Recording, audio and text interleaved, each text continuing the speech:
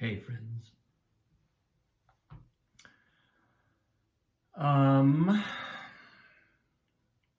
I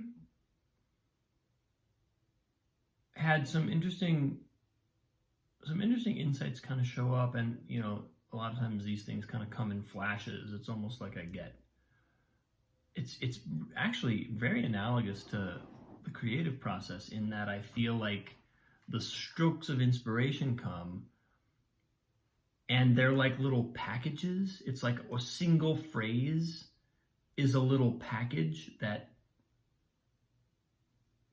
reverberates out, or that it's like a zip file of much more information, because like all that hits me is a single phrase and a connection, or it's funny because I was thinking about writing musical theater, which is the thing that I've spent the last several years digging into.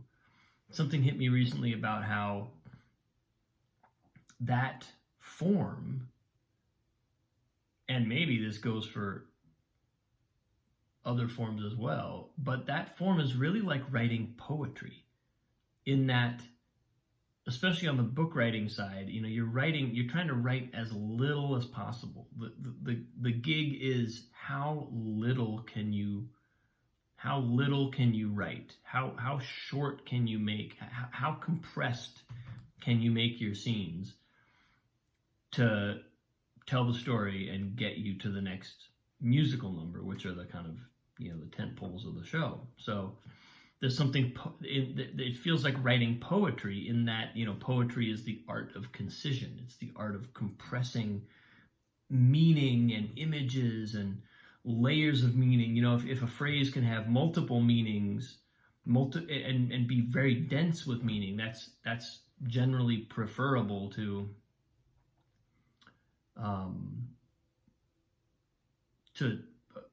laying thoughts out in a long line. There's something about bundling meaning and intelligence tightly, where the effect is poetic. The effect is these multiple layers of meaning that get to kind of arise, and that's almost what inspiration feels like too. That's essentially what I was just describing a moment ago. Like, what it feels like when it hits me is a bunch of stuff, and if I can just remember the one phrase that triggered it, then I have access to a larger world within that. But what showed up earlier today was I've been listening to Sadhguru's book Karma again, and he spoke about this. It's basically he lays out a sequence of what a kind of a healthy relationship to life looks like, and the sequence is being, doing, having. In other words, our being, our isness, our existence is our first port of call for our consciousness. Our doing is a reflection of our being, and our having is a reflection of our doing, which is a reflection of our being. So in other words, we are literally radiating into the world. And action, the doingness of the action of doing, is about expressing being. Being is a deeper and more fundamental aspect of who we are than the doing.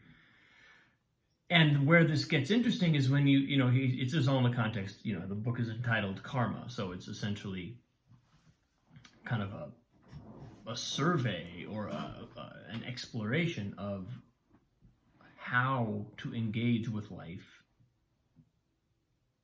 in a way that that healthily engages with our karma, with our inherited memory, our inherited patterns of existence. And it's pretty fascinating if you have not checked out this book, I would definitely recommend it. It's really fascinating because he goes, he's kind of, everything is explained in very matter-of-fact, non-academic terms, but inevitably he gets into some real intricacy and some real subtle stuff, and it's really it's a pretty incredible description of how it all works.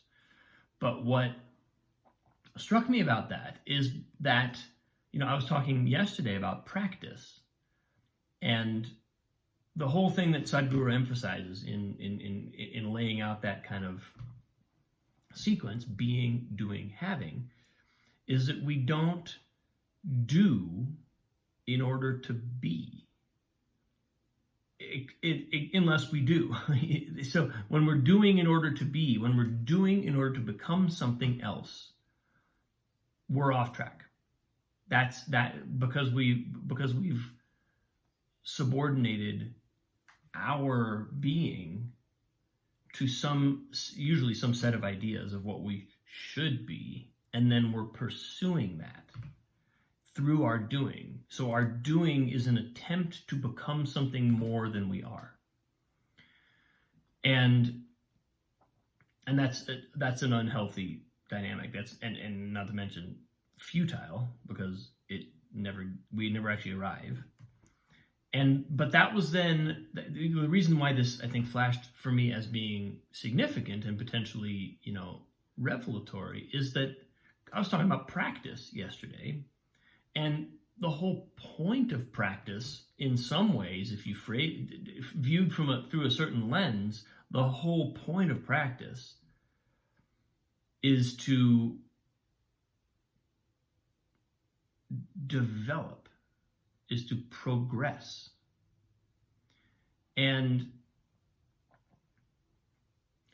at least that's one view of practice. And I'm not sure that it's not a slightly incorrect view, but it's one that I feel like I certainly subconsciously I hold that view, and maybe even consciously there's some learning for me here, because if it's really true, if we take as an assumption for a moment that that doing does not lead to being, that our being is the fundamental, that's literally just our existence, our human existence, what we settle into in the stillness of meditation, where there's no thought, there's just being.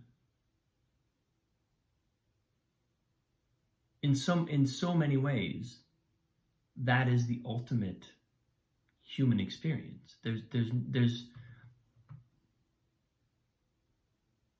That's a total miracle that we, by and large, just very frequently ignore in favor of doing.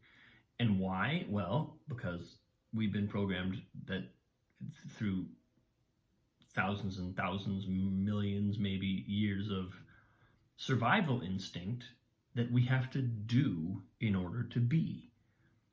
In survival mode, doing is exactly how we be. Doing is exactly the thing that leads to our being, because it's the thing we're doing in order to keep existing, in order to remain alive. Whether it's pursuing food, pursuing shelter, procreating, what any of these kind of basic drives are for, is to ensure that human beings continue existing. So it's easy to see how we might have gotten the impression that our doing is in pursuit of being. But, obviously, we're talking about this in the context of a spiritual practice, and in the context of life circumstances where we actually have the capacity to pursue a spiritual path, to pursue a practice of transcendence. And in that context, everything changes. In that context, it's no longer, the same rules don't apply. And this is where this was having a kind of, felt like it had a relevance to what I was talking about yesterday on my post and what's kind of just been percolating in my awareness over the past several days.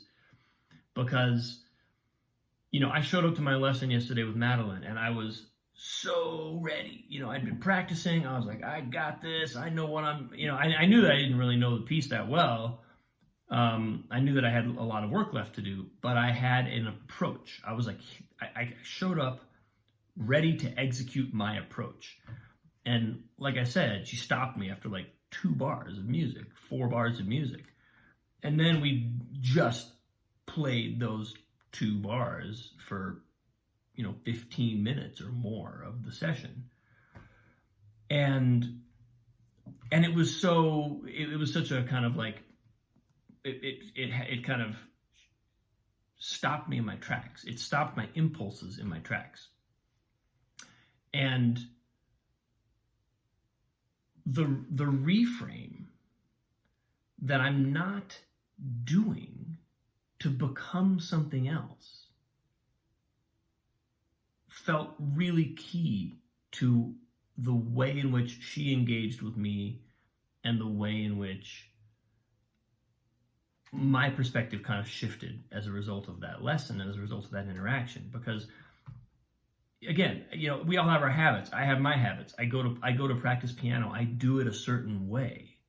And obviously that's evolving. I'm learning. I've had great teachers and I have a great teacher now. I'm learning new approaches all the time, but that doesn't mean that I don't still have like a pretty kind of like a way that I do it. And I think in that way that I do it, there's a fair amount of I'm doing this in order to become something else. Whereas it is possible to do the practice not to become something else, but to express my being, to express what I am. And that actually, that's such a more, pure is the word that came to mind. If that word is loaded, then it's probably the wrong word, but it's such a much more lucid relationship to what's going on, because in that state of simply expressing my being through perhaps a Chopin piece, I'm not laden with anything. That thing I talked about yesterday about that gummy feeling that happens when our musical intention actually gets in the way of the music itself. We think that our musical intention is the music that we're trying to make, but actually if you kind of get inside it enough, turns out that's not really true. That musical intention is our own. That musical intention is my version of doing in order to be.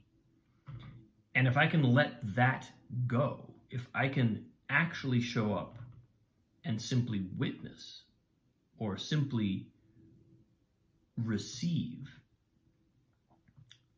a completely other level of information flows into me, and a completely other level of information expresses out of me through the music, through the piano. And I felt that it was, like I said yesterday, it was a pretty uncomfortable first few minutes of the lesson, because there was so much of what I thought this was going to be about that was just like snipped off right at the root. Like we didn't get to any of the things that I'd practiced. And so it was kind of like, well, but what about all? But you haven't even, I haven't even, what?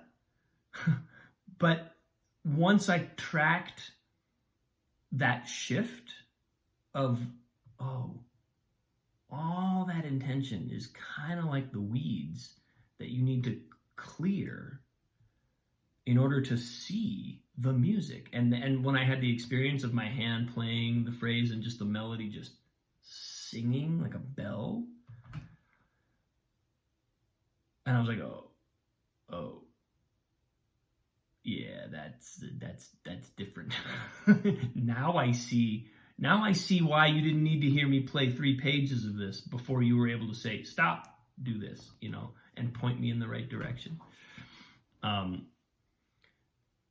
And that, again, that kind of like hierarchy, or it's not really, I don't know if a hierarchy is a good image for that, but that sequence of, well, it kind of is a hierarchy, I guess, being, the thing, our being is our ultimate expression. And if our doing flows out of our being as an expression of our being, rather than a pursuit of a different kind of being,